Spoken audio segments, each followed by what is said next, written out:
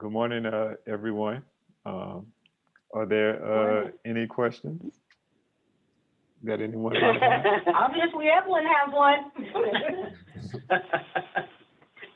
I have a question. We're one in many, and my question to everyone is, how did all of us create the same thing that we're dealing with, that we're seeing in the universe? How can we all have the same creation or creativity? Well, I know we all have creativity, but my question is, how did we all create this same chaos in the universe?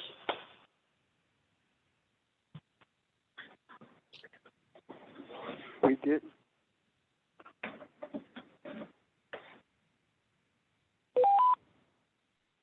Oh, I thought you were waiting to say something, Nick. Oh, Uh, I can add to that as well. But, um, I, oh, go ahead. go ahead, Nick. Oh, okay. Um, so let me get the. So you're asking.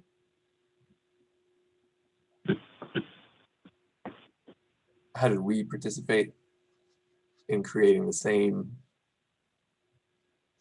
sort of disharmony or chaotic state that we see in the world? Yes. Oh, okay. Yeah, I agree with Pastor Richard's answer. We all did.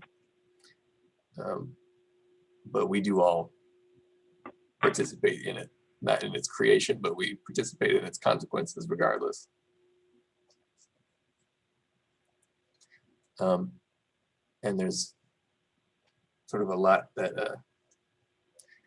that reveals about the nature of our experience of reality, in that we are here to learn how to deal with those kinds of things, even if we're not maybe directly responsible for creating most of them. But yeah, that's my simple answer to that.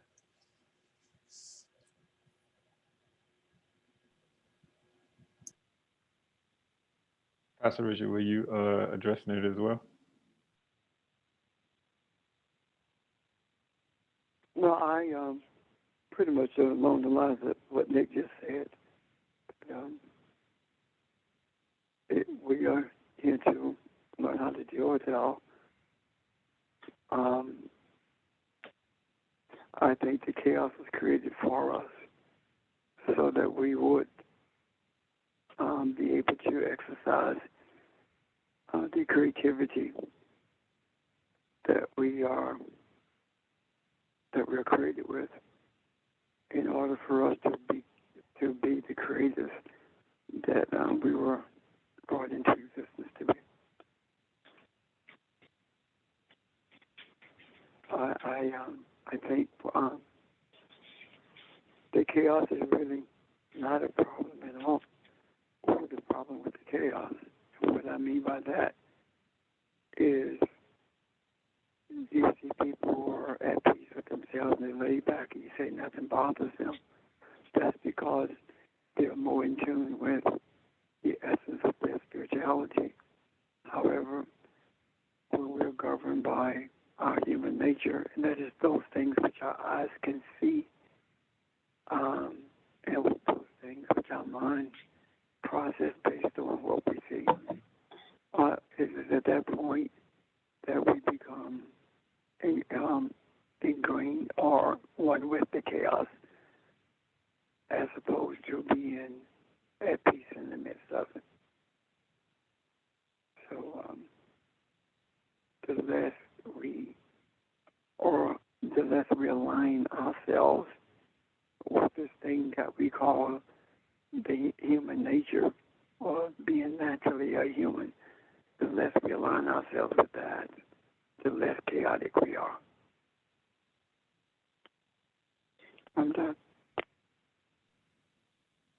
To add to that, what Nick and Pastor Richard just said, it was the same. So I guess I would start here. we've said many times, you just said as well, Evelyn, in terms of us being co-creators.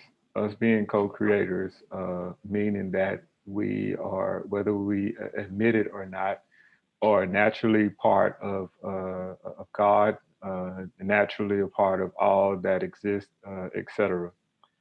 Your body, our bodies, our physical bodies, which we're just not alone, automatically from birth has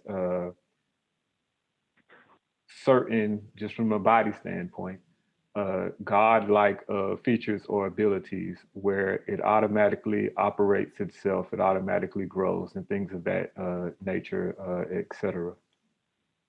In the same exact way, in terms of you mentioning us being co-creators, the when Jesus was here, it was that same impetus, that same mechanism or working that I just explained about our bodies, how our bodies regulate themselves, etc.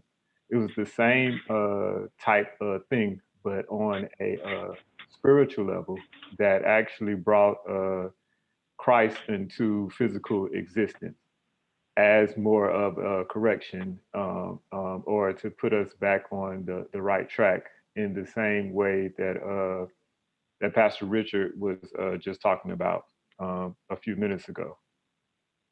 It's the same way that our bodies, left alone, automatically typically adjust to different sicknesses, temperatures, and all other types of things in terms of processing food and just regulating our physical bodies, that we go on to persist without us even thinking about it.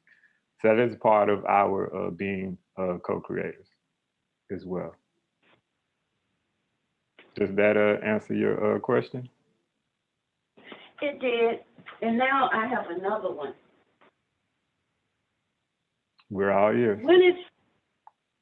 When we are expressing ourselves at times, when is it complaining and when it's just expressing ourselves? Because we all talk about what's happening in the universe and how heavy it is at times and how we want things to, subside and to be better in the universe. So my question is, when is it complaining when we express how we feel? What's the difference between expressing how you feel and complaining? It's intent and motive and desire. What is the motive? What is the intent of your verbalizing what you're verbalizing? Is it so that you can have a pity party? Or is it so that in stating what you perceive, you project to the universe that the truth about the situation? If you follow what I'm saying, it's just motive and intent.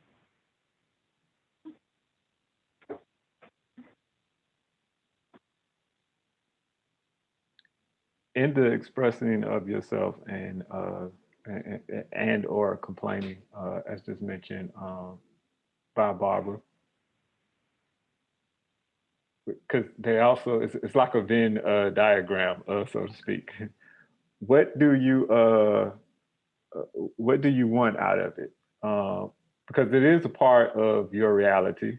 It is part of your personal experience. In terms of just expressing yourself, we express ourselves in many different ways, and they're also perceived in many different ways. You express love to someone in many different ways. I guess what I'm trying to get to or trying to reveal is that your the way that you feel about things, your imagination and your emotions ultimately follow your beliefs. And is those emotions that you were just talking about, that complaining, expressing yourself or whatever, can reveal more about yourself as well. So if you are looking at it as possibly a complaint or something that you're not happy about, then you can then look deeper to find out and ask yourself, why do you feel this way about these particular things? And you can find out your beliefs about those things as well. There are many times, I think we talked about it like a few weeks ago, about people dealing with maybe others on in the workplace who they just didn't care for and rubbed them the wrong way, etc. Well, there is something underneath the surface for why that is actually the reason, and we discussed some of those things accordingly.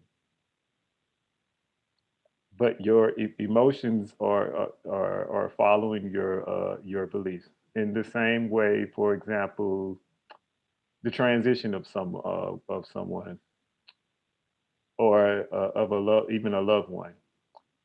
Some, I can just speak personally for myself, used to essentially view death as is over, is all over now, like game over, so to speak.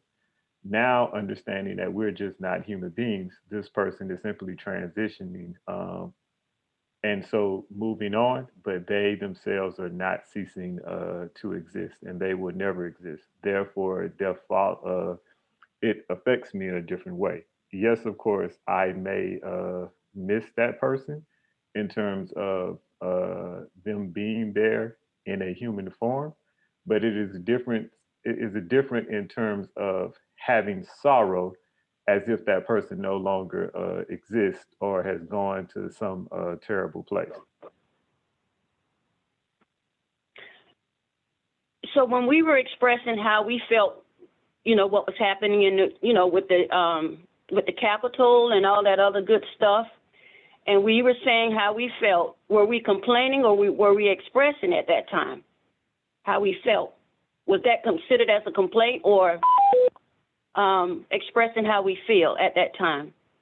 That's all based upon the intentions and the personal belief of that particular person, because we could also talk about the Capitol in a totally objective way, as if we're just observing. But then again, it doesn't necessarily affect us in terms of it. I'm trying to reach for the word I'm trying to say. It doesn't affect us in the same exact way. It doesn't conjure up necessarily or bring up necessarily the same exact emotions. So well, I see what Barbara was saying too. I'm sorry. Go ahead. I apologize. No. I didn't mean to cut you off. I was just saying that we're not necessarily experiencing the same exact emotions or looking at the situation in the same exact way, even though we are talking about it. So it's two people can talk about the same exact thing using pretty much the same exact words, and one person could be very hopeful about the thing, and the other person could literally see or think that this is the end of the world, and it's a huge catastrophe. Okay, I can see when Barbara was saying it's the intent. So, and I heard everything you said, everybody said, and I hear what you're saying. So, okay, I'm good with that. Evelyn, this is Barbara. Let me follow up if I can. Okay, Shel? Oh, no, absolutely. Okay. Usually, I can tell you that I reacted as I saw that playing out in real time. I reacted, and not necessarily by what I said, but by what I thought, and by the emotions that it took me through. So it was a how can this be kind of thing. Mm-hmm. You know, how could this be allowed to be? But being a spiritual being too, once as Shota said, we take a step back. We look from the 100,000 foot level, in a sense. We have a responsibility not to just simply react, but to respond. I was reading something the other day and it talked about response ability. I'm not talking about responsibility. I'm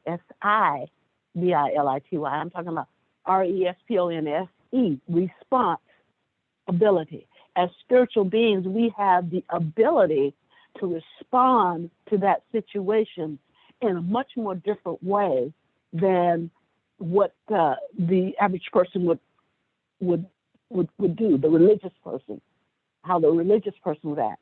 And that is what we did as a group. we have the ability as Elohim to respond to that situation by continuing to put in the macro our desires for balance and harmony and peace, irregardless of what our eyes saw.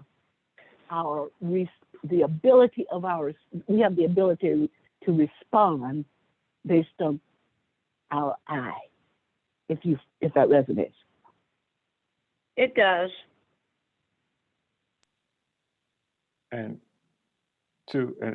I've been thinking about it also as Barbara was talking about it, to actually make a distinction of what she was just talking about in terms of looking at it from the eyes, two eyes, and then looking at it from the singular spiritual eye. So when we talk about looking at things from the eyes, two eyes, we are essentially talking about looking at something, observing a situation through a limited a focus or a limited realm of only physical reality. That being, when we're talking about physical reality, what can be observed only through the five senses. So therefore, we're talking about a human experience. We're talking about what can be measured or what can be proven from a human perspective. Okay, when we talk about seeing things from the eye, the singular eye, we are talking about something that goes beyond just the physical and only being observed by the five senses. So even things that we experience all the time, for example, is like love and connection, etc. That is something that actually goes beyond the five senses.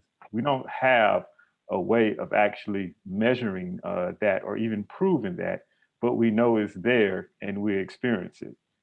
We might see signs of it, but we have no way to prove that. So when we talk about, as Barbara was talking about, seeing things from the two eyes, we're talking about, okay, what implications does this have on human being or this particular physical world? Understanding it from the singular eye, once again, is seeing beyond that which we saw in the physical. It is understanding that all of physical creation is something that we have created, and in a sense, not as real as the spirit or the soul that we actually are. That is permanent. The physical, we're literally changing all the time. Killed. Yes. You said something about the five senses, if I may. Yes. This all of this in total conversation. This I'm just leading. Well, I'm leading from behind. All of you are directing. Okay. So, if it's the five senses, then five senses are methods of experiencing things. So, as humans, we have experiences. There is only one sense when we think about it spiritually. The only spiritual sense that exists is the sense of knowing, not experiencing. Does that make sense?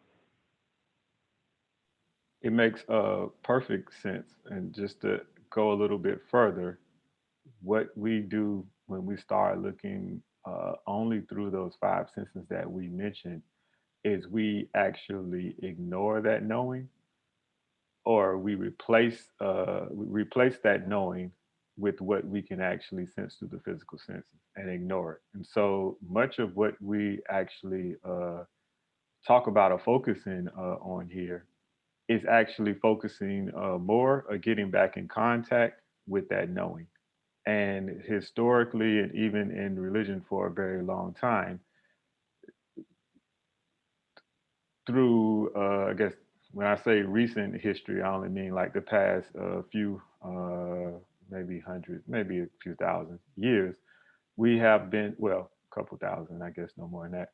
We have been taught to not trust that knowing which you're talking about. And that's when it comes to science. Um, we only focus on what it is that we can prove, and that knowing we were taught as being untrustworthy. And therefore, we start to second guess ourselves. Therefore, we start moving away from spirituality. Therefore, we start becoming detached and focused a lot more on the physical and just a lot more on being human beings. So, When we see things, go ahead. no, go ahead, Jim. Go ahead. So when we see things with our eyes, we hear things with our ears, we taste things with our mouth and tongue, we we we we touch things through our sense of being touched or touched by. Those things relate to, as you said, this physical realm of what this physical body can experience only. And what I hear you saying is, Pastor, that knowing, with the five senses, we're limited by those senses. But the knowing opens up and expands to an infinite possibility, the responses for us and what we can experience. It goes beyond just this body, and it just opens up a whole, not just a universe, but universes of experiences. That's exactly what I was saying.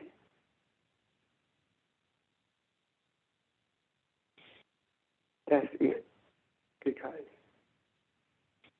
with the knowing, the universes that are open without, with or without the body having any experiences itself.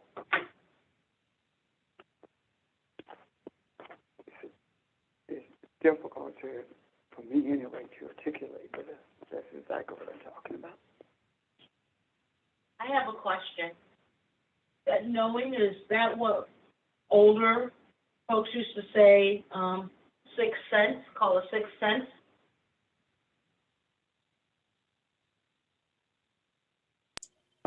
I guess that's actual older folk. Okay. We the older folk. That's that sixth sense was more naturally awakened and cultivated in the older folks for a variety of reasons. And the reason it's more difficult for younger generations to have that is just, I believe there's just more distractions. But that sixth sense is, everyone has access to that. And we probably have far more than 5 or 6 senses in terms of, well, we definitely have more than 5 or 6 senses in the sort of regular conventional way that we're counting them.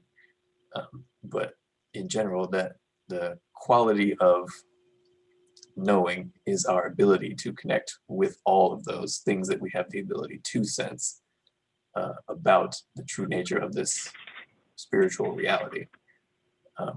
And developing your intuition and learning how to listen to that sixth sense is tapping into your ability to know what is beyond the sort of regular 5 senses that we associate with physical, earthly man, humankind. And that's when you start to get into the old folk wisdom, or old people or anybody attuned to that, seemingly knowing things that they otherwise wouldn't be able to know, and stuff like that I'm sure we've all experienced at some point. But you can develop that, and the method, regardless of whatever spiritual tradition you come from, the method is meditation, and basically introspection and being aware of your own thoughts and intuitions and being aware of the contents of your own sort of unconscious. And that's what, when it says be still and know the I am, that sort of, Okay. that is the mechanism by which you can grow that awareness. What were you going to say? So isn't it wonderful? And I know, we've had so many deaths, et cetera, and so many transitions. But isn't it wonderful that because of this pandemic, and because the universe just almost like it just took a breath and held it, in a sense. It took a breath and held it.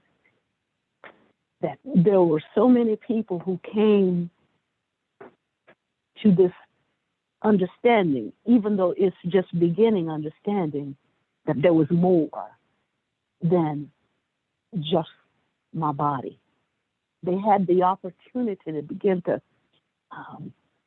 to begin that knowing, if you will, that there is more, that I am more, that I should be doing more, that I was put here to be more, that I am more. It's because of this pandemic that this was opened up not only to people in one nation, but people around the world who had been distracted so much that they could not take that deep breath and wonder. I wonder if I can hold it long enough, or what happens if I can't. If I can't hold it long enough, there must be something more.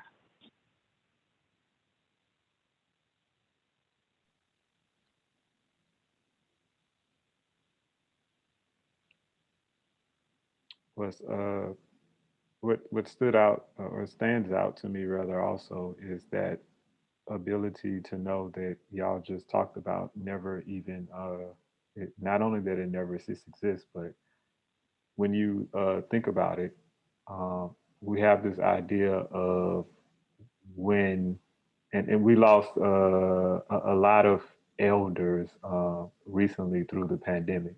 This idea that we lost, it's just a figure of speech. We lost a bunch of recipes, so to speak, because they were not passed on. All of the enslaved people who came to the Americas were mostly young people. They were not bringing in the elderly people to do hard labor. And so that knowing that we talked about or that we're speaking of was not lost because it was always present. And even in the absence of the elders to pass these things on in the traditional way that they would have normally passed it on from Africa, all of these, the spirituality, so to speak, was there inherent and brought out of these young people. I just find that amazing is not the right word, but a huge testament or an example in terms of that knowing always being there and being present, perhaps being overlooked and ignored, but never ceasing to exist and never escaping us at all, because it is us and it is a part of it. Not, well, I won't say a part of us, it is us. It is who we truly are.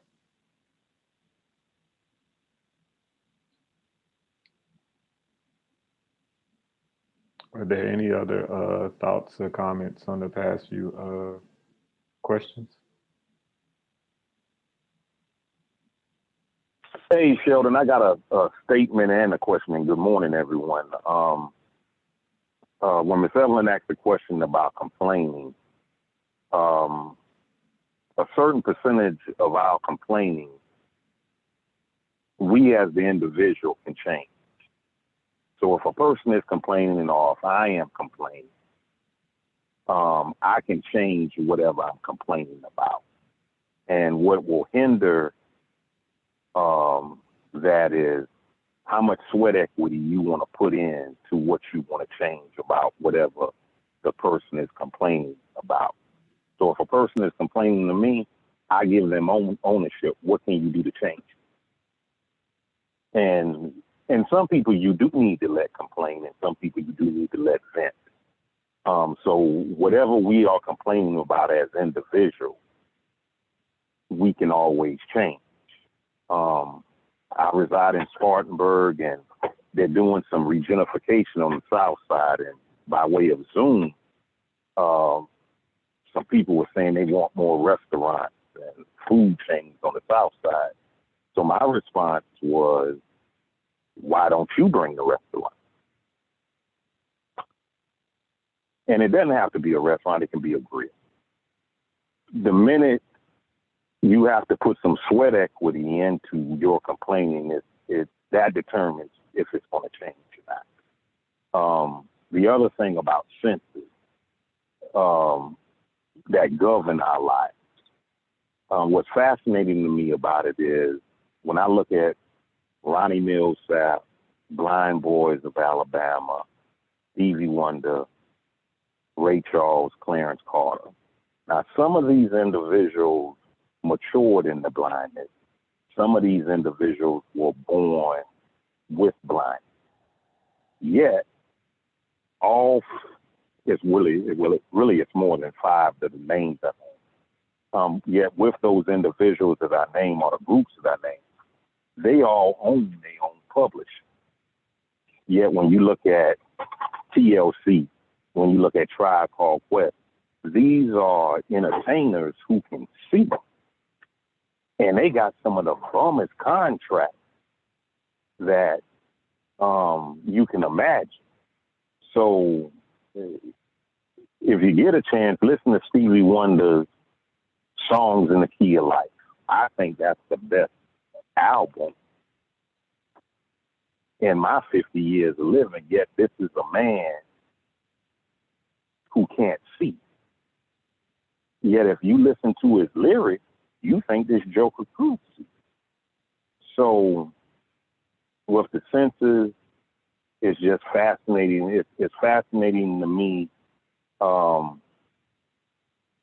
When I was in college, there was a young lady who had no arm from the shoulder blades down. Yet she could type a research paper, put number 2 pencils in between the toes, get to typing. She could play spades. She couldn't shuffle the cards or cut the cards, but the last 2 or 3 cards she could hold with her feet and talk cash junkie. So handicapped people who have a visible handicap, they really have to rely on certain senses and stuff like that. So anything I said you didn't understand or anything I said you disagree with?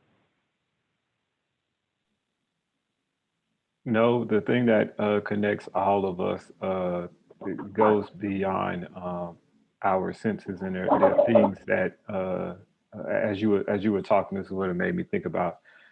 For example, you can go to another country, and there are certain connections that you can have with people without not even being able to actually speak a word of their language or speak to them, and can look at them or whatever, be in their present, and actually communicate certain things to them, and they can feel that love and feel, my brother, my sister, etc. So what you're talking about is these people actually being able to tune in to certain aspects, and maybe because they're not necessarily distracted by the physical senses, but all of that is all present in all of us. And like I said, it's actually who we are. You take away any of the senses that you just named, we don't cease to exist. But no, I agree. Yeah, and I agree as well. And learning how to, one of the things I've sort of wondered about occasionally and been thinking about recently is some of the fundamental aspects of our desires and awareness that allow for knowing or spiritual awareness to awaken. And just like regardless of the circumstances you're born into, whether you're physically handicapped, etc., or socially or economically, there's I think, a fundamental desire that is part of spiritual awakening that we all possess and learn how to turn on at some point. And that fundamental desire is the desire to not be defined by circumstance. And I think regardless of whatever you believe, into whatever culture or anything like that you're born, that is on some level the sort of physical or material beginnings of the awakening of knowing in a person. The desire to not be defined by circumstance and the desire to respond to circumstance in a way that might seem impossible with however the circumstances attempting to limit you.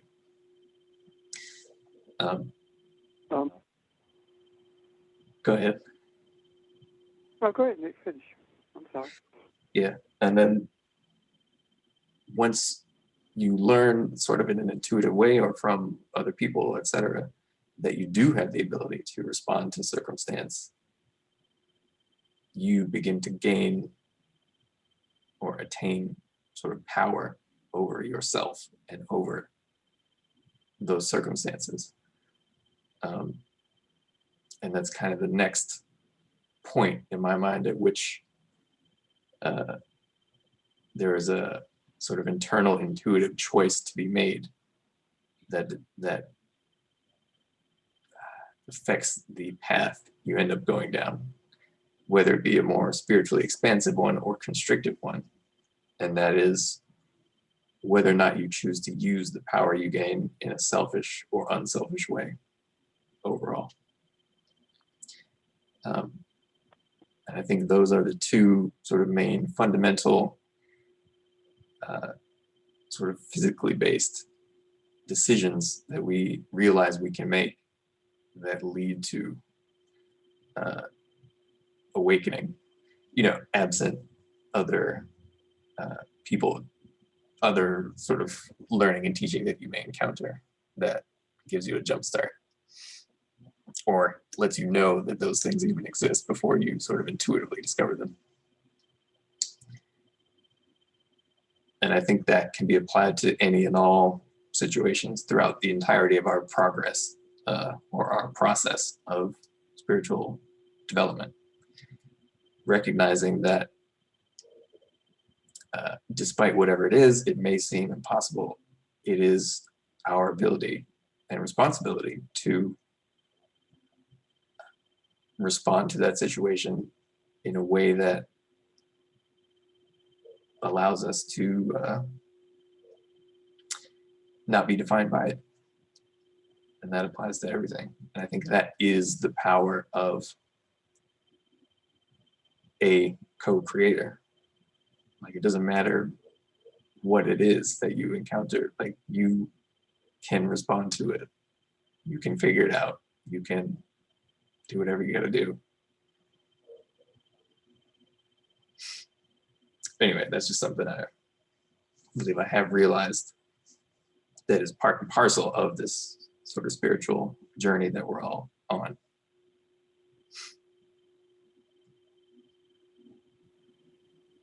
Nick, I think when you were talking about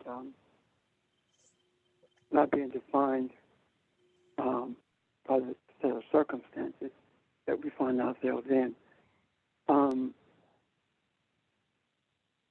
me that speaks volumes about how, and I don't mean this in the way it may sound insignificant, but how insignificant all the body parts are in relationship to spiritual reality. When George was talking about, the young lady playing cards, but with a feet or tight over the toes, with those pencils, that is the spirit guiding the body. saying to the body, the feet are now hands or fingers or whatever. If we really think about it, then the reason that we are the way we are is because we conform to our bodies as opposed to our bodies conforming to us spiritually. When there are no arms, the body is forced to conform to a spiritual desire, and that is to function as if there are arms. When there is no sight, there is a deeper sight than one can imagine.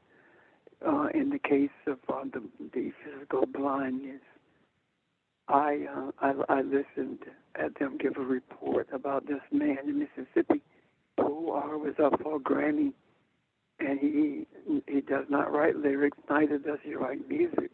He plays the blues, and he recorded an album. And there will never be another album like his recorded because he doesn't play the same song the same way. He doesn't even remember the lyrics the same way. It doesn't matter to him. It flows. So the question is, not the question, I'm sorry. The comparison to me is that he is one whose spirit performs or plays the guitar and spews out the lyrics, while others does it from their mind because it's a controlled thing. So I say all that to say this. We are in a peculiar time frame. And the time frame that we are in seems to be pretty much the same as it always has been, but it really isn't, because we're beginning to see things differently than we ever have, meaning that a Stevie Wonder is playing with his soul as opposed to performing with his soul as opposed to his body or his five senses. The definition that we attribute to ourselves is no longer confined to what society thinks we are capable of doing. Rather, it is expanded to be inclusive of who we are spiritually. And I do believe that all of these things that we're beginning to see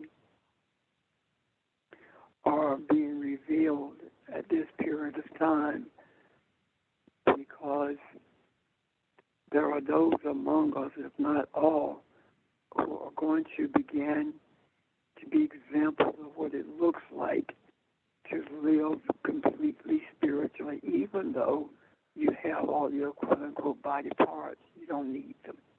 They need you because your body can't move without you. It's no different than a house. If you don't live in the house, it falls apart. If you don't live in the body, it deteriorates. So the body will only exist because we desire it to exist for purposes of identification in the physical realm. It is my contention that that is what happened with Jesus. Jesus proved that we don't need our bodies. Our bodies need us. The only reason that Jesus reconstituted his body was so that the disciples would recognize him when he was resurrected.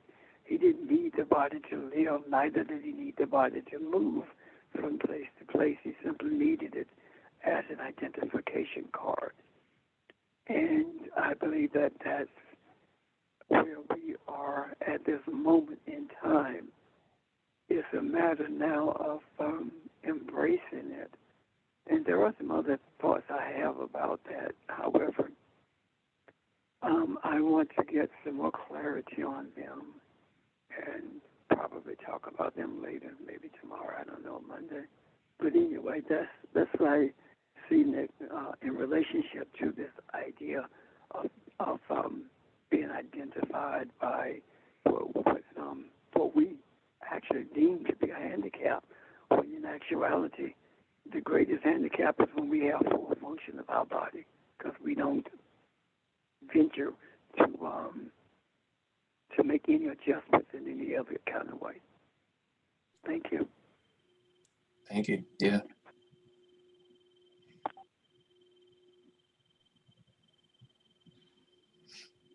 Any other thoughts? If you look at, yeah, if you look at from a physical perspective, the body itself, we look at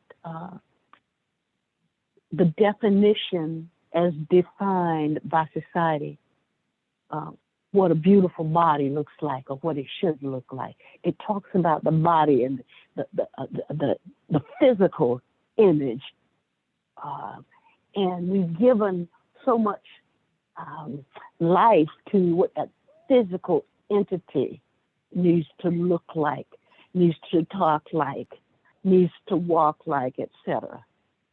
And when we allow society to limit us that way by putting us in that box of the definition that it gives the body, what we've been talking about is breaking out of that box, and the essence of what we are is so much more than that image that's defined externally by culture, by whatever. It doesn't matter what nation or country it is, as long as the external culture defines what that body should be, how that body should be, how that body should talk, what that body should see from an intellectual perspective, etc. It is so limiting. And so what we've been talking about is, from a spiritual perspective, opening that up. Like truth, it becomes unlimited in terms of the things that we can know and the things that we can be and the things that we can see with our spiritual eye. So it's just so freeing in a sense. And so we worry less about the body and we see the essence of the individual. So consequently, we've got more and more, quote unquote, actresses, et cetera, who are beginning to take the makeup off, who are beginning to at least let the body be exposed as it is without all of the layers. And now the next step is to not even look at the body, but to look at the essence of that person. And that's what we're talking about spiritually, the essence of the individual.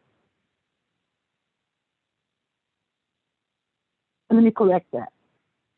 I say the essence of the individual, but it's the essence of that person in relationship to the essence of all other people.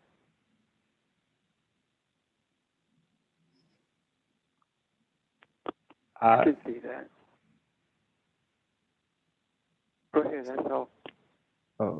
Starting with what George first mentioned, and he mentioned Stevie. I was about to say Stevie Blinders.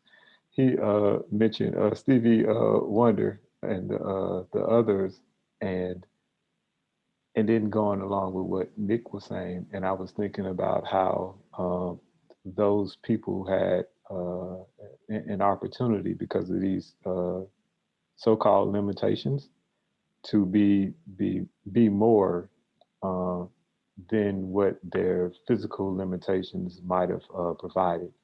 It forced them in a way to be creators of something different or to have different experiences. And then as Barbara was talking just now, so I am very familiar with disabilities, both hidden and seen. And what a disability is just an idea of normalcy in terms of these people in some way not being what the masses would consider normal.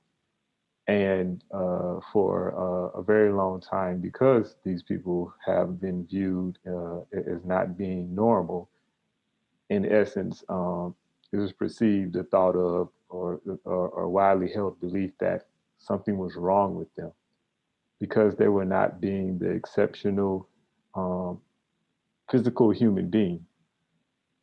But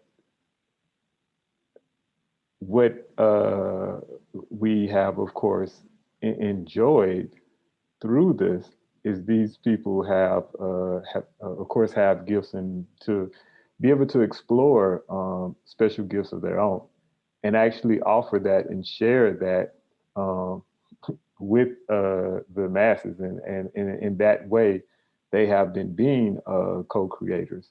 Um, Most of the people, even throughout history, in terms of being like even innovators or being thought leaders, and even from a spiritual, standpoint, have uh, typically have some type of I'd say this with air quotes for those who cannot see me, quote unquote disability.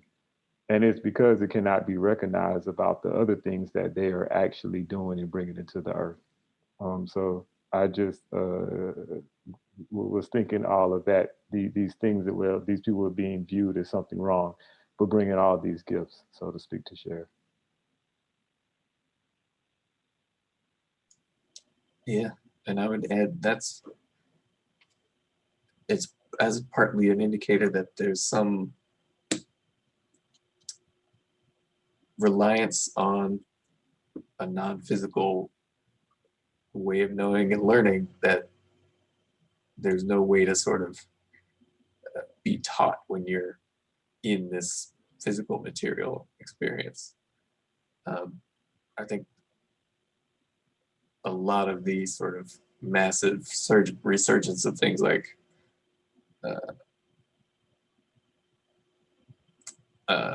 autism are directly related to this phenomenon. Like there's, and I'm sure there's multiple reasons, but I think part of it is because there's a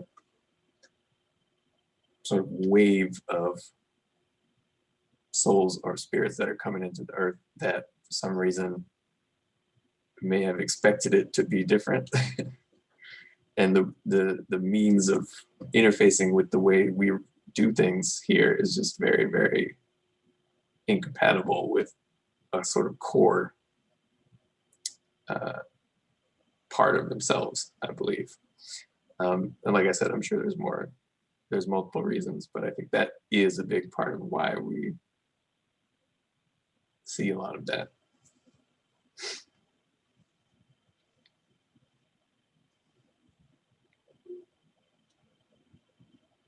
Any other thoughts or questions on what we've discussed thus far? Yeah, Sheldon, good morning, everybody. This is George in Philly. It was mentioned earlier in reference to, we talking about the sixth sense and talking about knowing. I think it's helpful, for us to be able to learn how to listen, to ourself. And when I say listen to ourself in terms of our true self, if we are Elohim, and I think that so many times we have, always listened like to others, in terms of coming to a point of knowing what we need to think or do. And I think that this is where that emotion or emotion regulations comes in terms of how do we stay calm under certain situations. And because sometimes we're just caught up in the distractions of how we normally see it in the world. But I think that if we can come back to really go to the depths of our soul and to be able to understand when we talk about know thyself, I think that this is a area where we really need to, appreciate coming into that spiritual wisdom and understanding, because it's not someone else's, place to take us out of who we truly are spiritually as Elohim. So I think that, we're learning, as we continue to mature, in our spiritual walk, is to be able to now have that discernment to know that I can listen to myself and be able to make the decisions that I need to make where I'm doing it in some type of resiliency. You know what I mean? To be able to recover from something where I don't have to stay in that negativity. So it's all in my spirit and all in my being, my spiritual being, that I have the power to be able to, change that situation or to be able to stay calm, when it may seem to be that people want to, take you out of your zone. So I think the learning to trust myself more, in terms of just who we are as Elohim, I think that's a point of reference, that I like to look at when we talk about the sixth sense, in terms of knowing, because if you know, then you're in a position where you can understand the decision that you need to make in that moment. So I just wanted to share that thought. Thank you, George. Well, I have some thoughts. Any thoughts or comments to what George just said?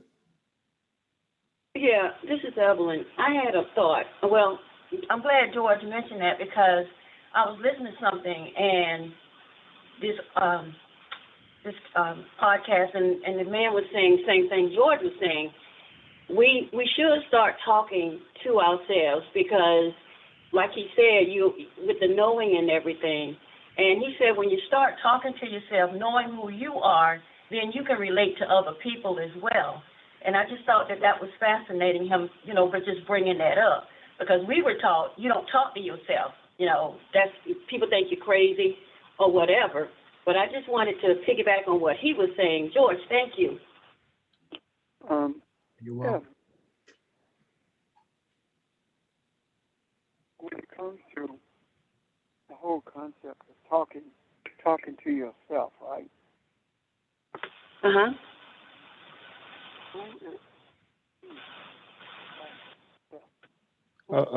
Pastor Richard, you got low all of this sudden. Could you repeat yourself and start over?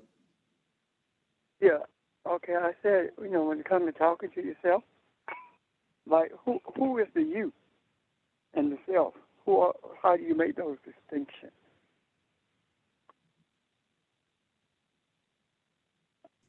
Is that rhetorical, or are you just asking me that? Oh, it's not rhetorical at all.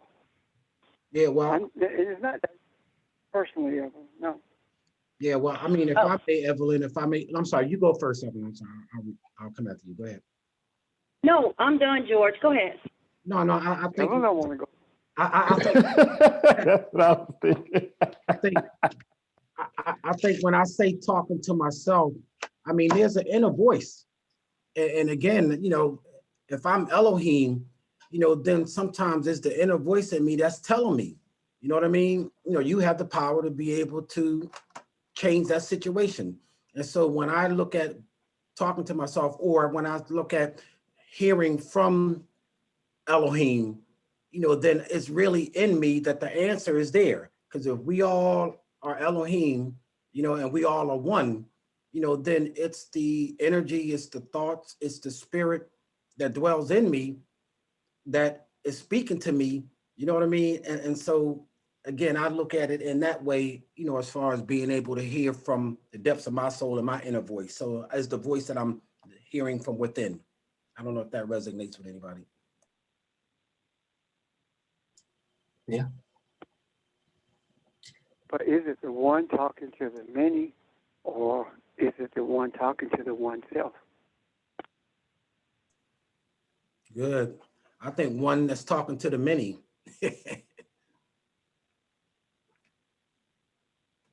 Both. Simultaneously.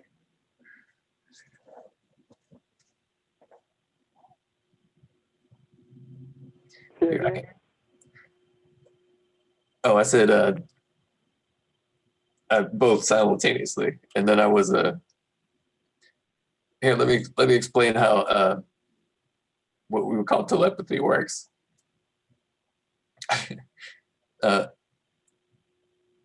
When we think a thought or do anything at all, it arises within us as a sort of before there are any words or images or whatever the case may be attached to the particular thought. It arises as a quality of intention or quality of desire. And then we insert that desire or intention into a mold that is an individual concept or a thought, like an image or words or whatever. Which means that before you think a specific thing and it has shape or form or sound or whatever in your mind or whatever, you already know in the knowing way that we've been speaking about what it will be. And you have to know what it will be before it appears, otherwise you could not create it. So you know what you're going to think before it becomes formed, a formed specific thing. And you know it as a quality, you feel it as an intention or a desire. So that the depth at which that intention or desire is felt, you are aware of that realm within yourself to a certain extent. And when you meditate, you can become more aware of that sort of root place within your own awareness. So because it's a sort of ocean of quality, you can identify distinct qualities or things you can be aware of that are also in that sort of deep place within yourself. And when our ability to discern the nature of what is in that place gets better, we can realize that it's not only our own quote unquote thoughts. There are other things present that we feel as qualities within that deep place, and we can learn to listen to them. So you feel all other, well, not all at first, but you can have access to other, shall we say, streams of consciousness or streams of energy from other entities, including other parts of your own self that we do not yet know or identify as self, including other people. But it's a very, very subtle thing. And that's why the basic mechanism of all sort of spiritual development in a practical sense is meditation. It's learning how to listen to what is present within those quiet, much less noisy realms of our own awareness. And identifying and learning to identify in an intuitive way at first what is actually present there. And it's not just you. It is that's your window that connects you to everything that you have the ability to perceive. So getting back to telepathy, and hopefully that's not, it doesn't appear too off topic. All it is learning to hear via your intuition the vibration of other people's thought. And in the same way that we translate our own words, images, whatever, from that quality of intention into thoughts and things that are more specific, you can translate those other vibrations and feelings that you feel into what they are intended to be as more specific, more distinct thoughts and concepts. And that's how reading other people's thoughts, quote unquote, that's how telepathy works. That's how what we call channeling works when it's real and done correctly. All it is translating out of that sort of intuitive, qualitative realm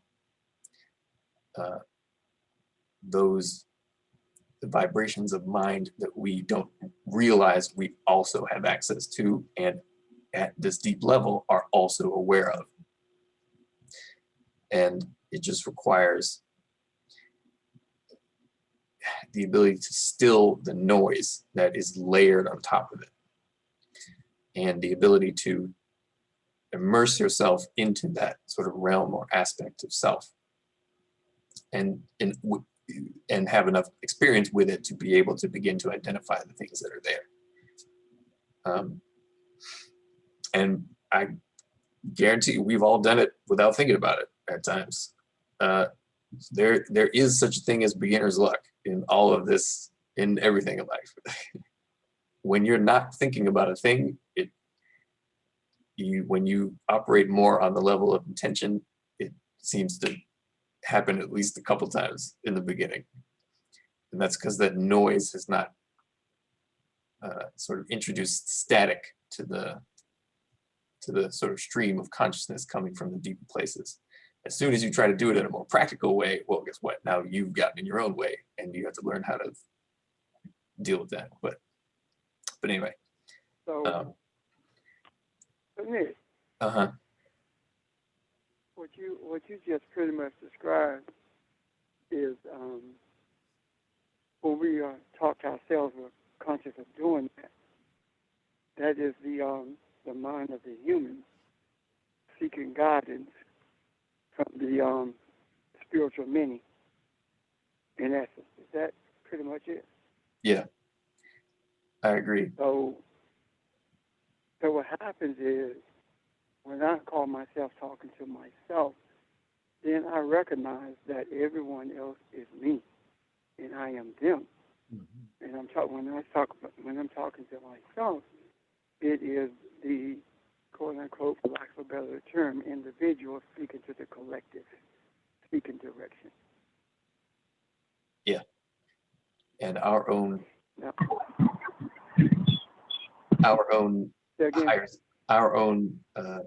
higher self that we have called it is part of that collective as well. And our higher self is each other. Yeah. Because without you, if I think that I can exist without you, then I have lowered myself beneath the whole message that the Creator has sent to us, and that message being, we are all one. Yeah. Well, quick question for you. Quick question and a statement, and I think it's very good to talk to yourself. Got some pros, got some cons. However, 1 second, let me finish my statement about talking to self, so we won't go in a different direction. When Evelyn brought that up about talking to self, what I saw in that was this whole idea of self being the ocean, meaning that if the ocean is the whole of everything that is, and Evelyn is a drop in that ocean, then when Evelyn began to speak, then that's Evelyn speaking. However, to whom is she speaking? She's speaking to the rest of the drops in that ocean and expecting some response from that. So the self becomes the whole ocean, and the I who speaks to self becomes that individual drop. Does that make sense? And I wanted to say that before we go into a different direction. George, hold on for 1 second as well, because I wanted to add something to that. And when Pastor Richard said that it is the drop connected to everyone and need everyone is important, or it's actual. When we say everyone, we're not thinking about, or we're not talking about everyone as they see themselves. What I mean by that is when Nick just talked about, or as we talk about this ocean, all of these drops are in the ocean. At the same time, these drops are cutting themselves out from the awareness that they are part of the ocean. And so when you connect it, you're connected to their, for lack of better words, their higher selves, even though they may only be looking or experiencing things through their five senses, their human experience. they also are part of this ocean and always have access to the ocean because they are the ocean. But for a play on words, they may not at the time be talking to themselves. um, I just wanted to say that we'll go to George, and then I wanted to comment on some things that George and Philly and Yeah. Nick said. Go ahead. Let me share something I read in relationship to what you just said. Sure. I read this. I can't remember the writer. However, it says that there is this glass that sits in the midst of the desert, and this actually that cup sitting in the midst of the desert, and it's full of water, and it's lonely.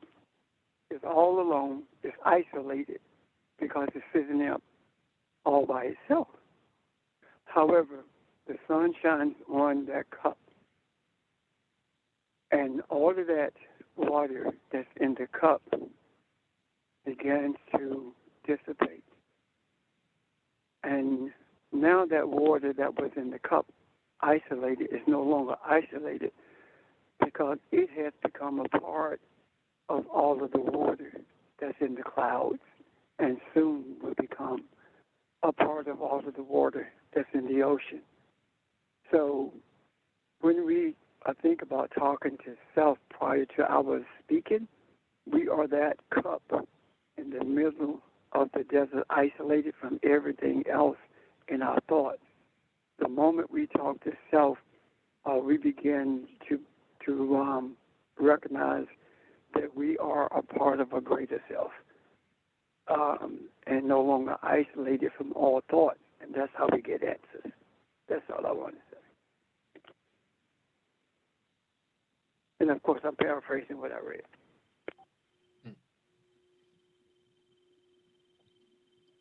Thank you. I'm going to comment on that in a second. Well, after George, go George. South Spartanburg, George, go ahead.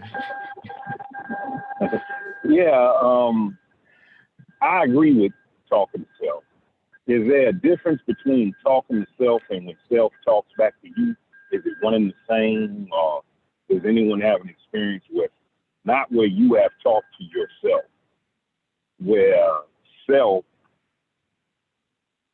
has talked to you?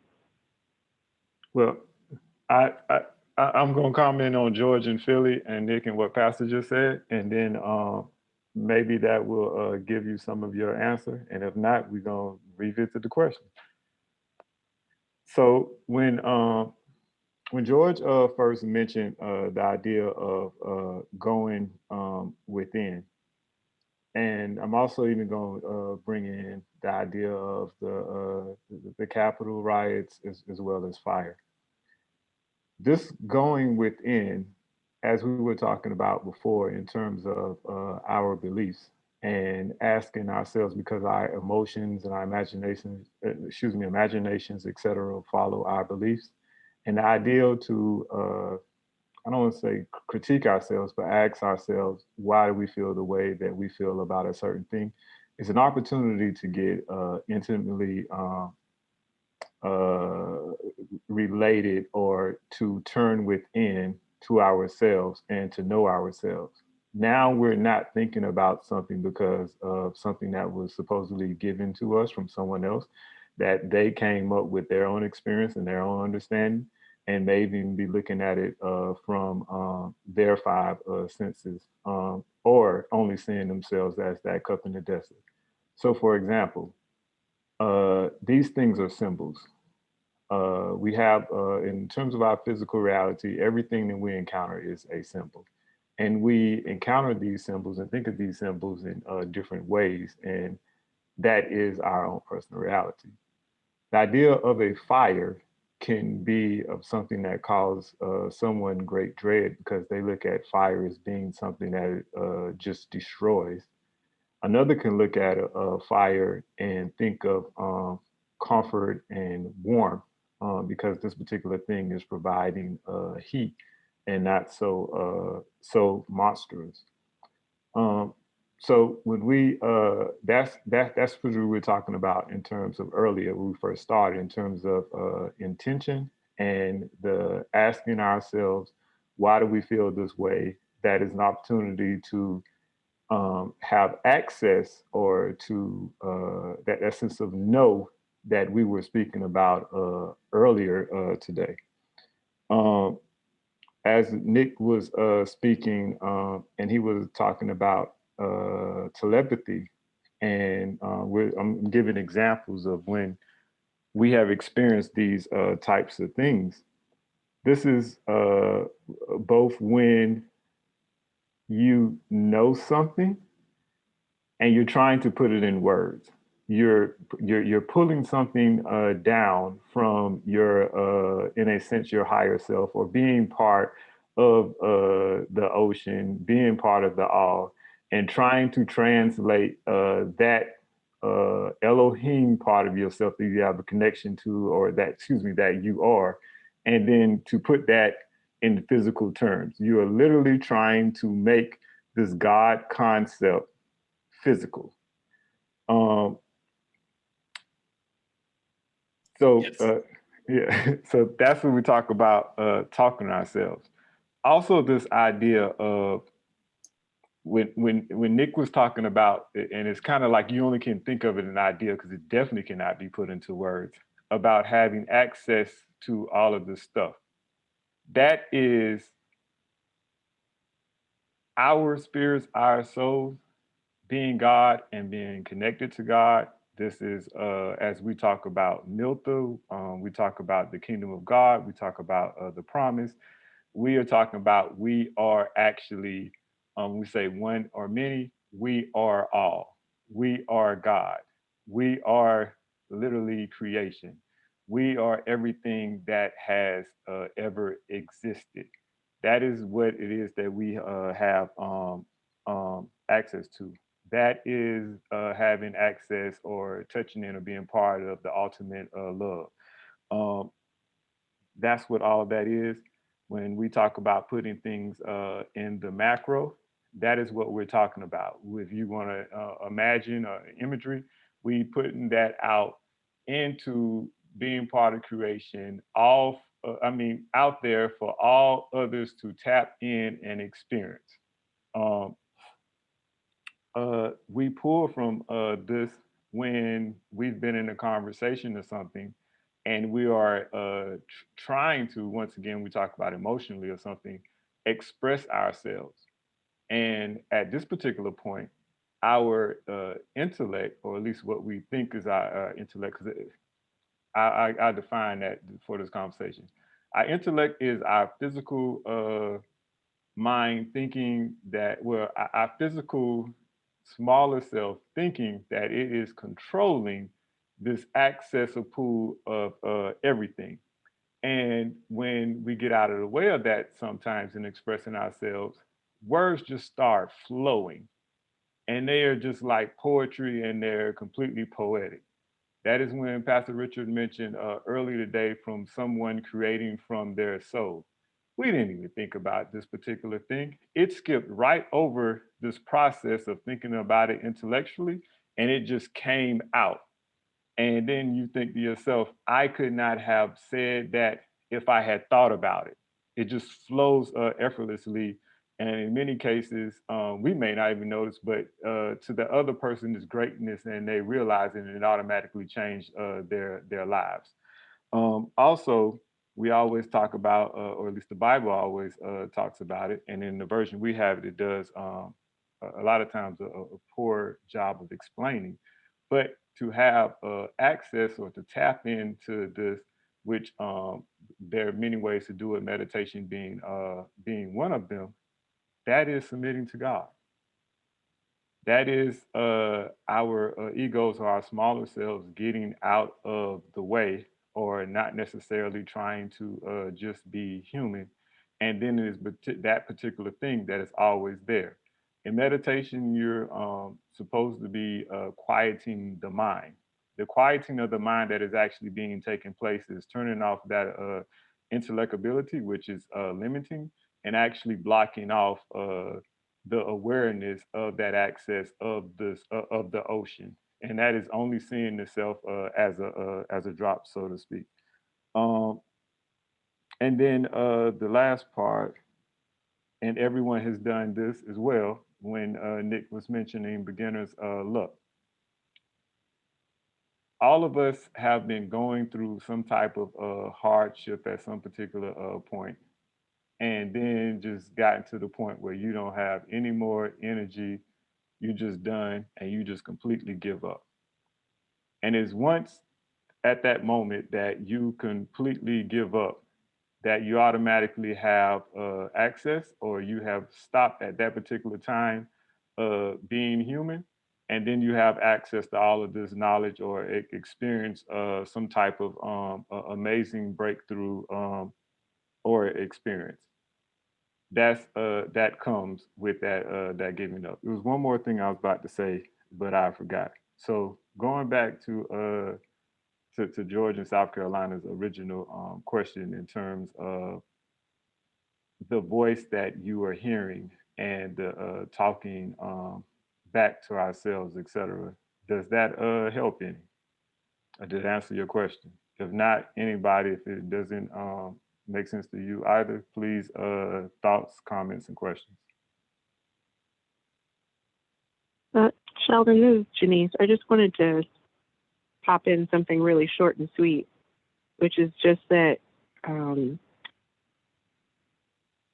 I believe the question was, if you talked to yourself, can the you talk back, or can the self maybe initiate the conversation? Like, can it go the other way? George in Spartanburg, is that right? Is that what you were asking? Yes, ma'am. Okay. I think the answer is yes. And when that happens, I typically think of it as intuition, or sometimes people will call it the spirit. That's something that warns you not to do a thing, or you get that sensation that you should do a thing.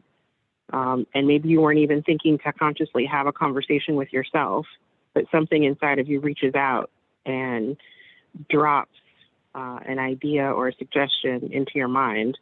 That's exactly what's happening. It's going the other way, like you were asking. Does that make sense?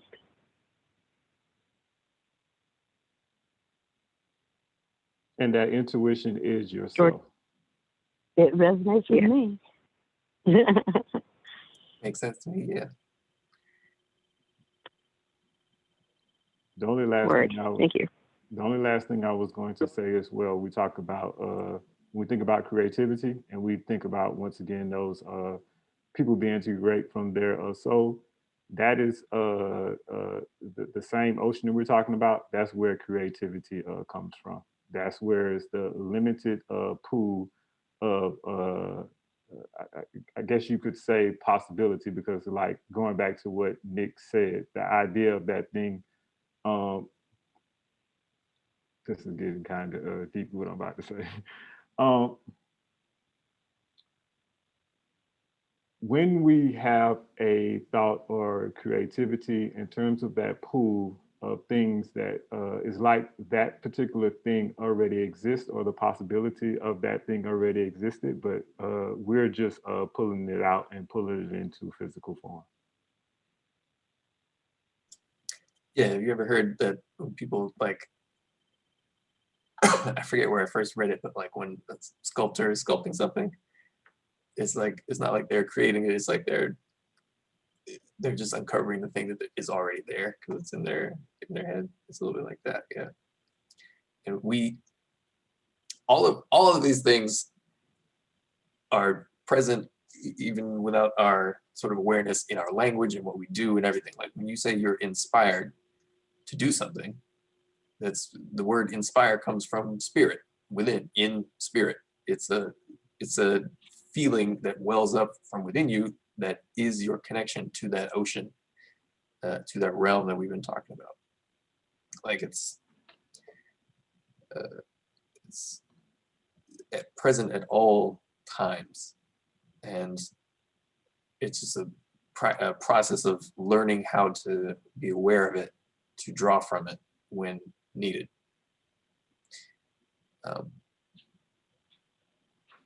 Yeah. It's the giant, my favorite tree. It's the giant sequoia tree that is already in a seed, which is about the size of a pine cone looking structure that is about the size of a walnut. And so when we talk about the possibility, the only difference is that that small, what, about 1 inch diameter, little small pine cone becoming the largest tree in terms of mass on the planet. Okay, that same exact idea, except when we talk about the ocean is a limited possibilities of being any and everything, not just a giant tree. But it's that promise that was in that tree. It is the promise in going back to our studies on the Miltha. It's that same exact promise.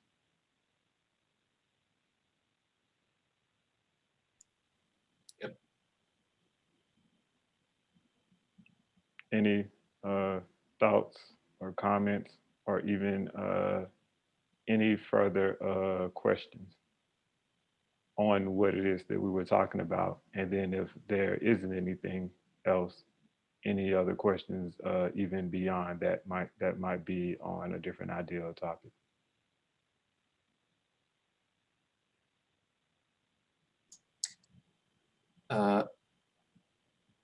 Since we've been talking about talking to ourselves, I want to mention schizophrenia then,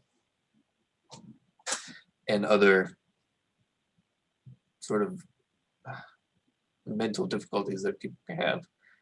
I believe true schizophrenia is physiological. So is something that isn't sort of functioning as it should be on a physiological level in your brain, in your body. It's also possible to have a similar experience be created by something like extreme trauma, which would then impact you physiologically as well. But the basic idea behind it is that there's almost a partition created within your awareness that in some ways you forget either you created or is there in the first place, so that you don't remember that what you're hearing is you.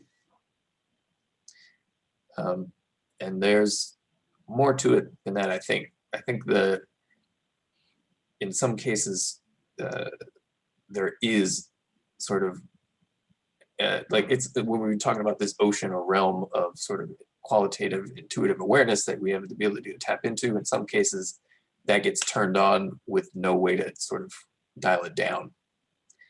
And so it's in some ways overwhelming, and the experience can be that it invades, or you experience it or think it's invading your normal sort of conscious awareness. And I believe that can also happen. And in any, I think it's a case-by-case basis if you were to begin to address and heal the person in a sort of spiritual and then physiological way. You'd have to intuitively be aware of the way in which the thing was not functioning correctly, or the mechanism of mind was in some way damaged. But that's different than what we've been talking about in terms of talking to yourself thus far. But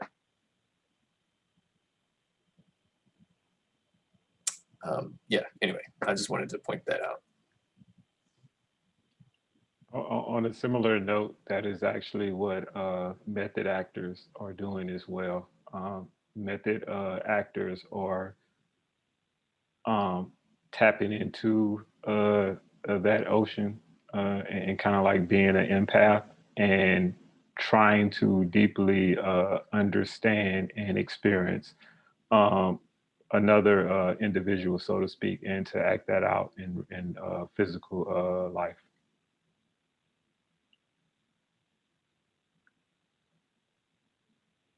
Does anyone have any thoughts or questions? We've kind of talked about a lot, or at least gone very deep into a subject.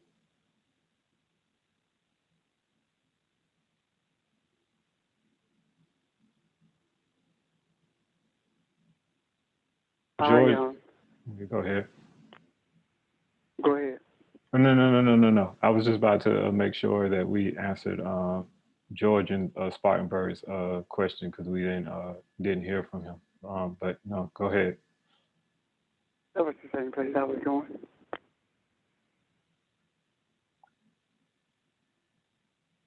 That's Pastor Richard trying Yeah, I'm to good. to the ocean.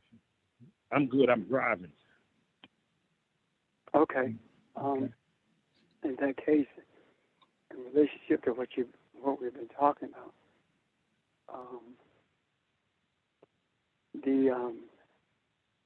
what we've talked about today is real, intimated by the scriptures, but not spoken in particular about the scriptures.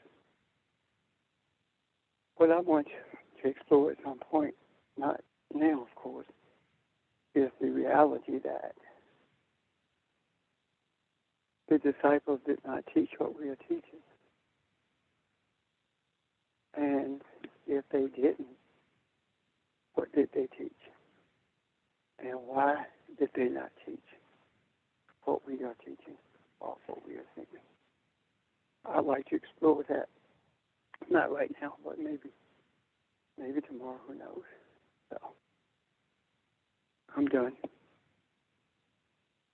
And again, you're right, Sheldon. We have spoken about quite a bit. And I think that is a foundation for some things that are going to materialize in a clearer way in the next 24 hours. Thanks.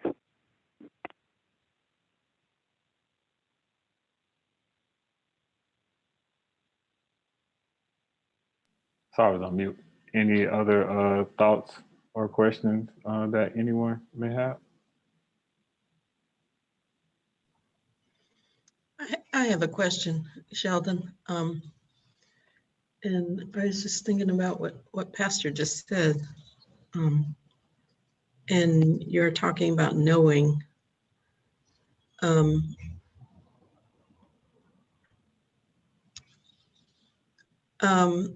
Well, my first question is, all those people who died, we've said before that once they transition, they are not now part of the ancestors. So we've also talked about the ancestors in terms of us tapping into that knowledge base is kind of what helps us know, is part of the knowing. So with all those people having died and a great number of them being elderly, do you think that's gonna facilitate the knowing to a greater degree? Yes. Who said that? I did. They've become a part of the collective. They've become a part of the collective, as you, in a sense. Well, not in a sense. They've become a part of the collective consciousness that we all have access to. Now that they are, because everything is spirit anyway. The thoughts are spiritual. The spiritual vibrations resonating at a certain frequency.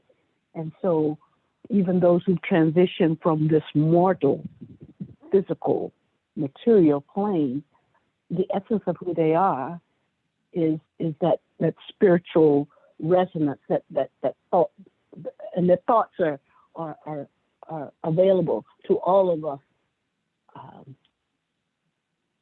Like the cup of water that Pastor was talking about, once we know who we are and desire to spiritually access our higher self or our ancestors, if you will, then we can access those same thoughts that they carried with them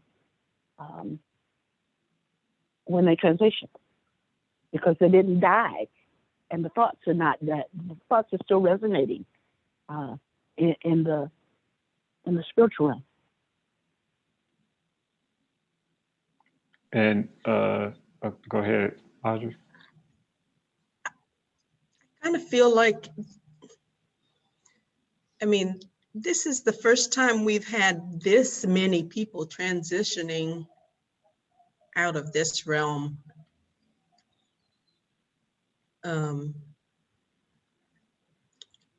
In such a short amount of time, probably since, I mean, in terms of the African-American experience, probably since the Middle Passage.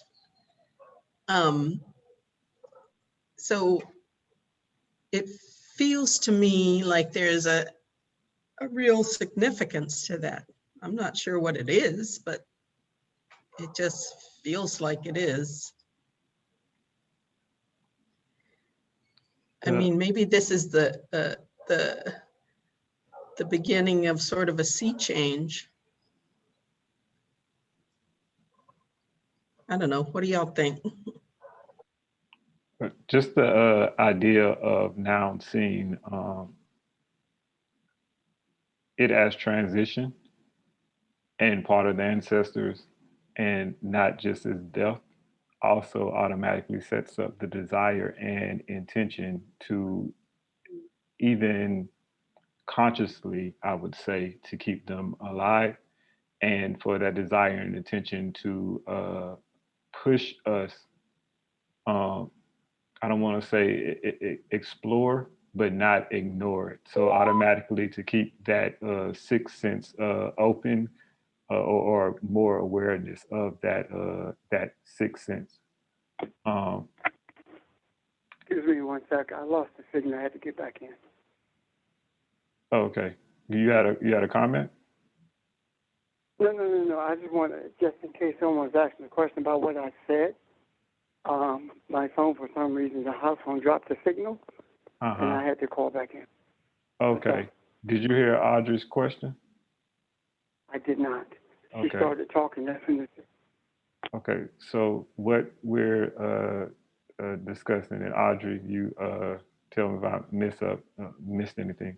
What we're discussing, or we're discussing recently during the pandemic, and not to this extent since the Middle Passage, have so many of the elders transition, and now that we are seeing them as being ancestors, how might that, or what does that look like going forward in terms of we're just exploring it, a change and shift in consciousness and et cetera, and all of these elderly people, for a lack of words, having transitioned and now being fully as accessible. What I mean by fully accessible is now that even they are in a fuller form of themselves in terms of who and what they are.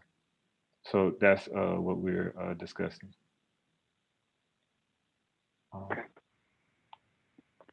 And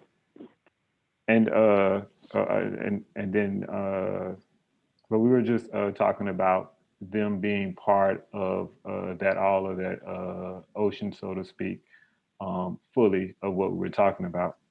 And then what I was about to go was that this is the same thing that we are tapping into when people meditate, and is also when indigenous people participate in certain rituals, etc.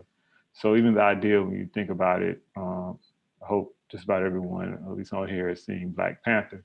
When the Black Panther was going to the land, I don't remember the exact name, the land of the kings, and when he kept taking the purple flower, etc., that was more so to tap into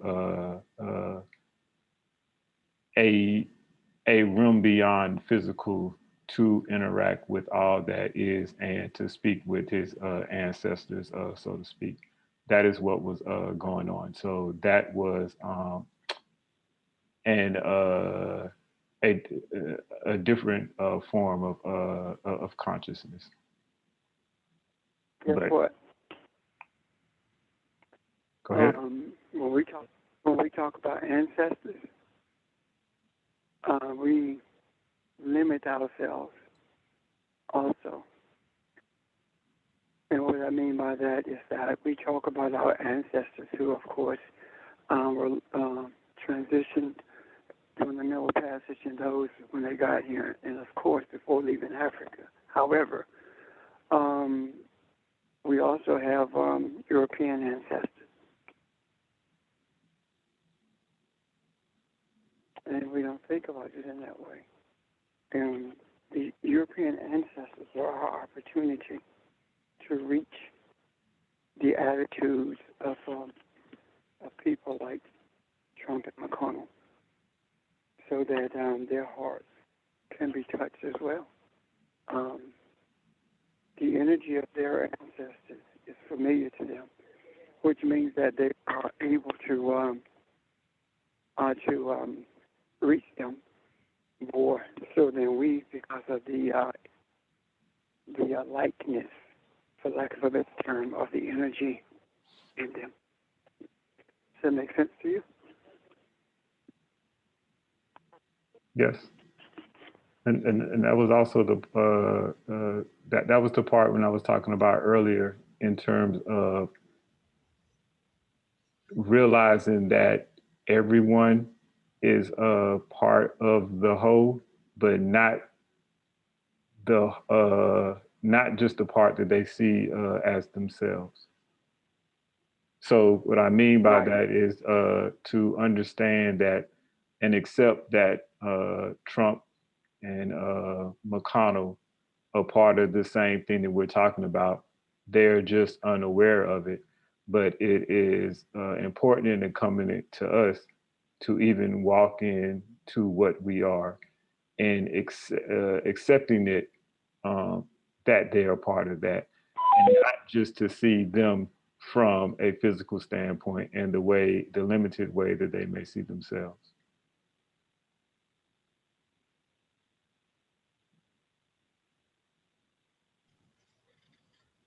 I hadn't really thought about my. Sorry, go ahead. Go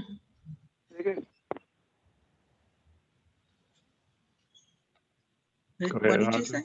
Oh, is that, go ahead. I hadn't really thought about the European ancestors. So now that makes me want to re-ask my question. With all those people, elderly people transitioning, and it being all that energy going from one realm to another, in such a short amount of time. My original question was, does that help facilitate the knowing? But I think also that it has a particular significance that I don't know what it is yet, but I feel like it does. And with you bringing up the fact that we have both African and European ancestors, that seems even more significant to me now that you mentioned that. I mean, in terms of our gaining more from the other realm, I guess is what I'm thinking. It's more difficult to gain from the other realm if humans don't have an awareness of that other realm. In other words, there has to be a desire, which is, I guess, another way of saying a greater sensitivity to the energy of our ancestors. Without that sensitivity, the messages can come, but they are not heeded. So what increases the sensitivity is our desire. And what happens is when we begin to recognize the European ancestors as we do African ancestors, we have the same thing existing, and that is, or it doesn't change the reality that all life came from the womb of Africa. That reality is true. However, the energy that the physical embodiment of the European ancestor lived by or was guided by is no longer available to them once they transition, because they are one with everything that is. If our sensitivity is only towards the African ancestry, then we are limiting the scope of what we are capable of doing by becoming a conduit through which all the energy can flow. So now with that increased sensitivity, what we are beginning to experience is the flow of the European energy, because that's our desire. And when it begins to flow, it begins to impact in a very meaningful and powerful way the energy flows of those who are in these white supremacist groups and have these white supremacy attitude, even those who don't think that they are racist, who really are racist, and it's so deeply ingrained in them until they don't see it themselves, to the extent that they have a defense mechanism that says, how can you, that can tell you what racism is when they never experienced it themselves. So when we desire that European energy to flow into the earth, it's not for us as much as it is to change the hearts of the Europeans who are currently engaged in these principles of diversity, the principles of division. Does that help us make sense, Audrey? I guess Audrey particularly, but okay. Yeah.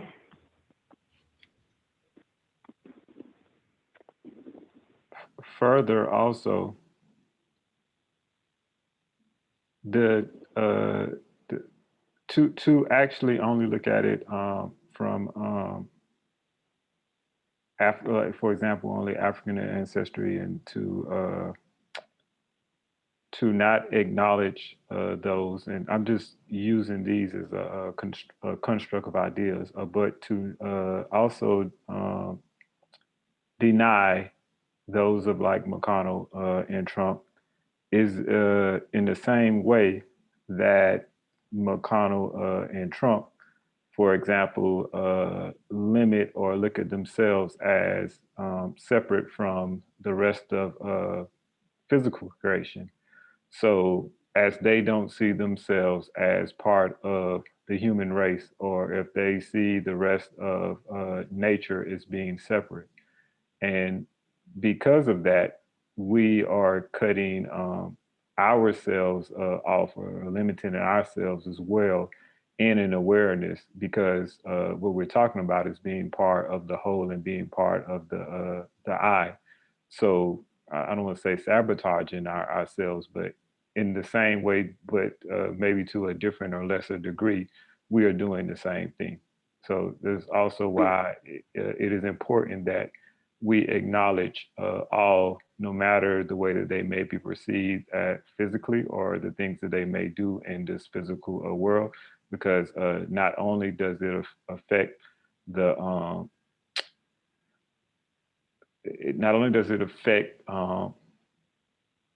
the effect that we have on the all, but it also affects who and what we are. It affects that our tapping into that ocean. It affects the conversation that we have with our ourselves. Well, It Sheldon, affects our knowing. Go ahead. what the bottom line is this, Sheldon. What we do when we do that, we become spiritually racist. Yes. And cut ourselves off. Yeah, that's the bottom line. Because when we only see ancestry as being African, that's that's spiritually racist unless we see it anthropologically, and that's not how we were looking at it, and we know it. Yeah, but it's definitely important also not to, we're not shaming anyone. We are simply educating. And also myself saying someplace that I have been in the past. So it is the form of bringing knowledge and awareness and ourselves and helping everyone else to become intimately aware of who and what we are. And we've been totally unaware of it, to be honest with you. Our attitudes about it, we were not aware of it. And I don't think that it is without merit that we have been made aware of it at this point. There is a reason for that. If we can make this analogy, it's like showing someone that they have the ability to change the world. But because you understand the immaturity, they have not reached that place where they would change it for everyone. You don't give them the full tool set or skill set to be able to do that. And now that we are recognizing or being shown and embracing the reality of the European ancestors and putting them into context, now we are being provided with the skill set to make instant adjustments to this universal energy that is going to have the effect of altering everyone's journey, regardless of their mindset. And what I mean by that is this: the energy flow is so strong until it is impossible for a human mindset to ward it off without at the very least noticing that it exists. So I think we also get into a place where we are more clearly able to see that the thing that put Jesus on the cross was not sin in the religious sense of sin, but it was the fragmentation of Adam, recognizing that it's been fragmented. And I'm done.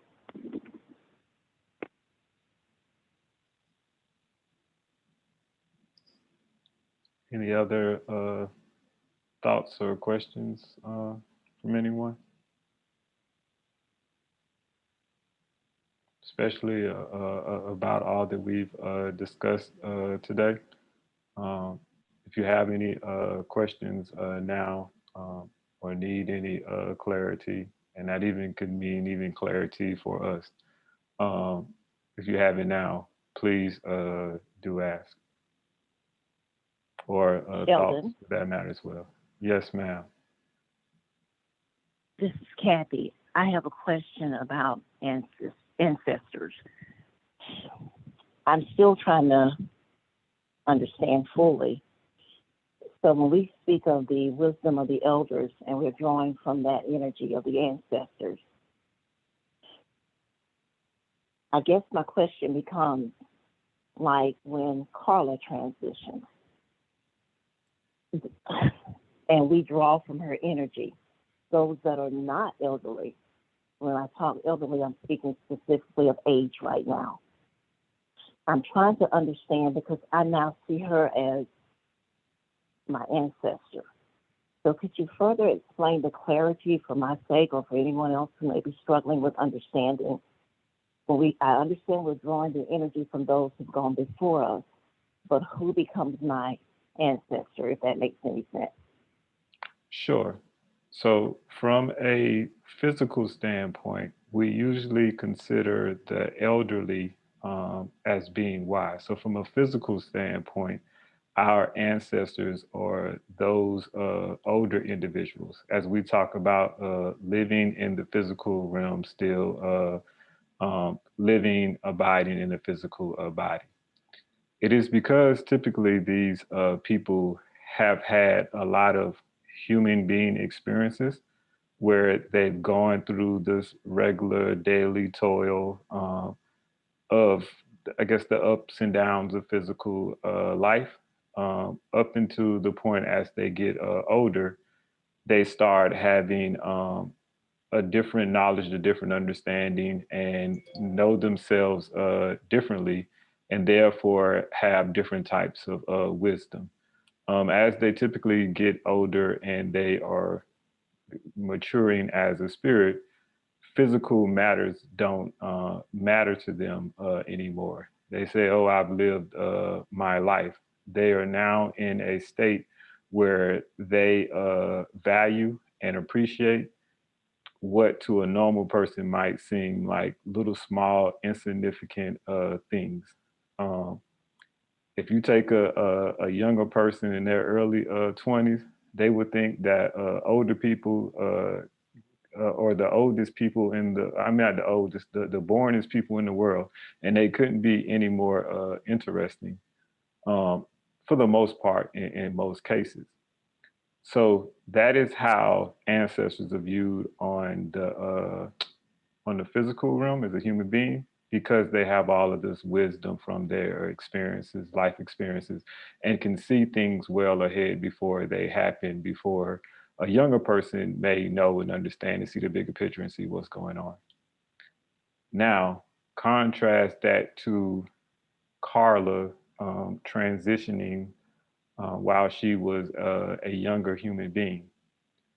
Well, now Carla is not just the same physical Carla that she was as a human being in terms of her human knowledge. Now Carla is part of the Miltha, and now Carla has a much deeper understanding and experience of who and what she is from an infinite standpoint. So, and well beyond just the physical realm. So we talk about people transitioning and going to the other side. That is a person who has interacted with us from a spiritual standpoint, very intimately. And now we are tapping into them as now being, in physical terms, infinitely years old, of the person who has been living thousands and thousands of years. So, as we explain those two different things, from the physical standpoint, an ancestor just means old, but it also deals with age. But then from the physical, I mean, from the other side, the other realm, we are now talking about that same spirit being infinitely old, where age doesn't even exist because they are beyond time. Does that help? Or did Beyond that? time and also tapping into the all-knowing. Yes. as well Yes, as it does, how because many, I was thinking what happens when a righteous man dies. And so that does make sense. Thank you. as well as how many other lifetimes that person lived. There are children who transition, and they come with a certain amount of wisdom that we say that little boy there has the old person's mind. It doesn't mean he's old. It's just that it just seems as if the way, or it could be a girl too, they carry themselves, and the way they speak and what they say comes out of a wellspring of knowledge beyond age. And so there is no age, as Sheldon said, in the spiritual realm. There's only knowing. Thank you. That makes sense. Thank you so much.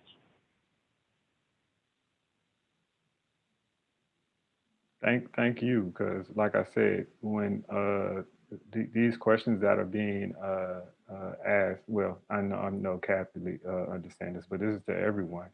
Um, we are constantly, in a sense, growing or becoming more aware or tapping into knowing ourselves with the questions that are asked.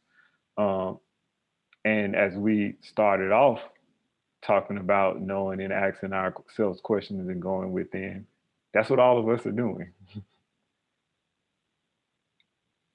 So through, That's what actually go ahead. when we start. Someone raises a question, Mm-hmm. and we start talking, and we're able to what we call teach or continue the conversation with a tremendous amount of enlightenment.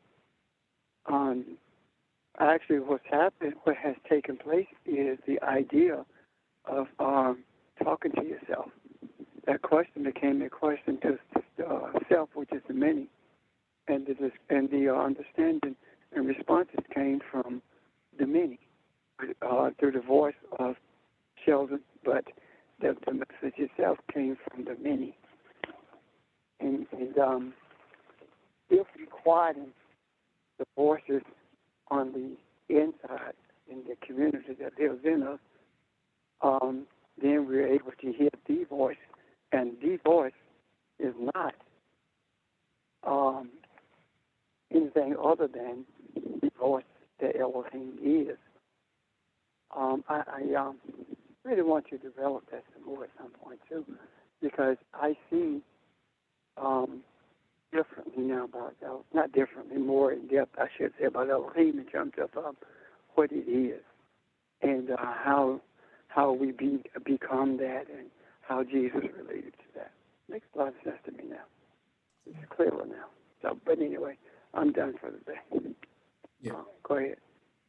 Sheldon, if I think I am. make a comment before we close, when I think about Carla, I was just recalling remembrance when she was in Philadelphia and we were going on a tour, and we talk about through the eye of the viewfinder, you know, what do you see? And I could just recall and picture her very engaging in terms of wanting to take pictures or wanting to shoot the video or wanting to capture memories and moments. And I think this is what the teaching is all about now. You know, when we talk about just reflecting on how our ancestors may impact on us, but it just kind of, at the moment when I heard Kathy mention her name, it just really gave me a visual in terms of what she was seeking, you know what I mean? In terms of just going through that experience and now what it kind of, you know, recollect in terms of just my experience in the spirit connecting with her.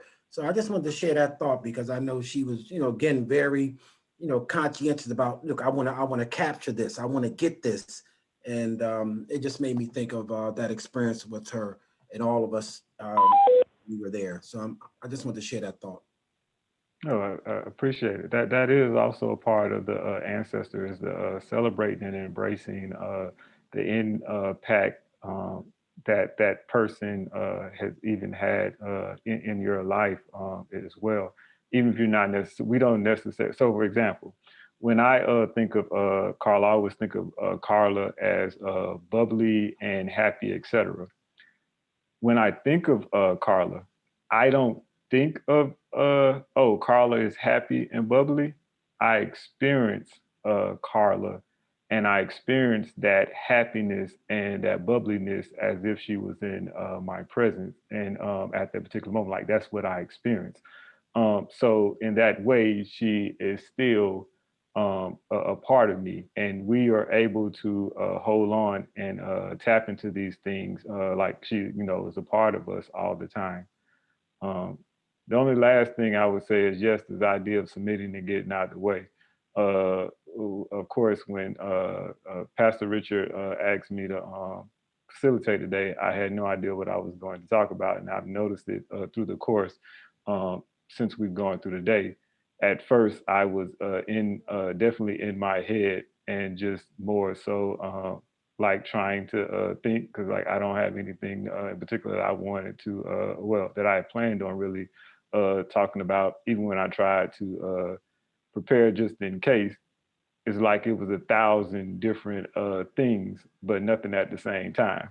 And then I noticed as we were going on, after a while, a short while, I calmed down and got out of my way and was able to more so speak from that, which Pastor Richard just explained.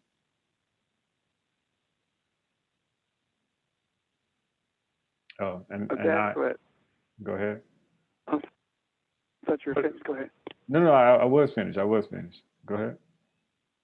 I was just going to say that what we've been mentioning about Carla is what I meant when I talked about recognizing the European ancestry and the familiar energy to them in terms of how they were reared and their thought patterns and principles. We're able to relate to the familiar energy of Carla and others who have transitioned, whose energy actually are influencing us at this very moment. So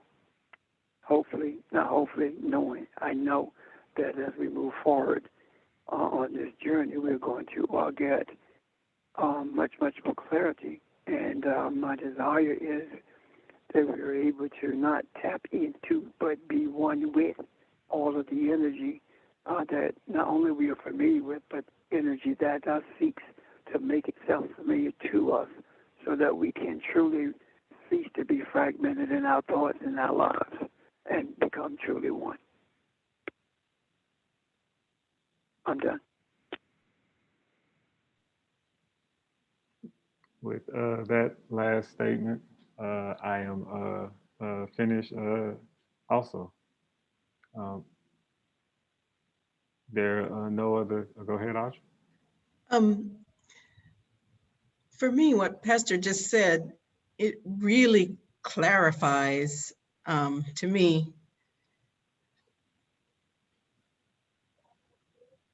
my own struggle in terms of who I am and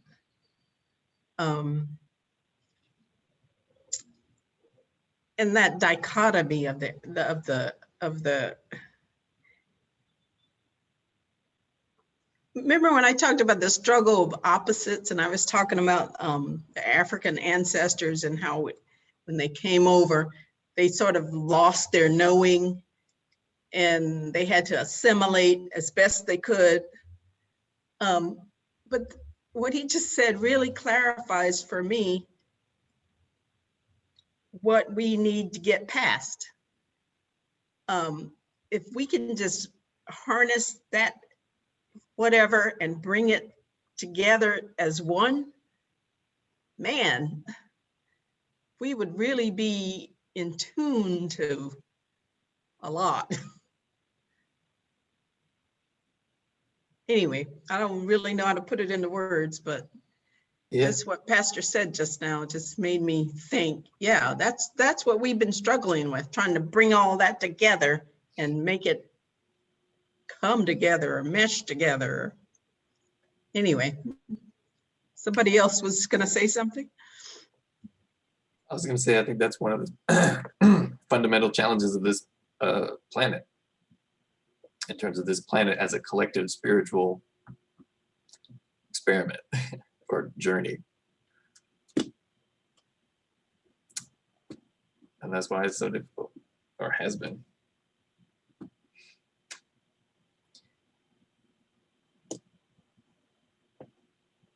Anyway, I'm also finished. Thank you all.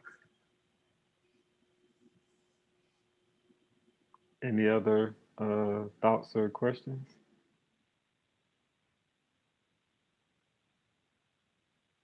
Okay, I'm not rushing anyone off, so if you have a question, you can speak up. If not, then we will be tomorrow, same bat channel, but different bat times. It will be 11 a.m. Eastern Standard Time. So we're going to start an hour later tomorrow, but accessible the same exact way. All right, everyone. I'm going to drop off. Thank you. All right, Love you all. everyone. All right, Have a good day. Bye. Thank you all. Bye, everybody. Thank you, teachers. Thanks, Sheldon. Bye, everybody. Bye-bye. Bye. Take care, everybody.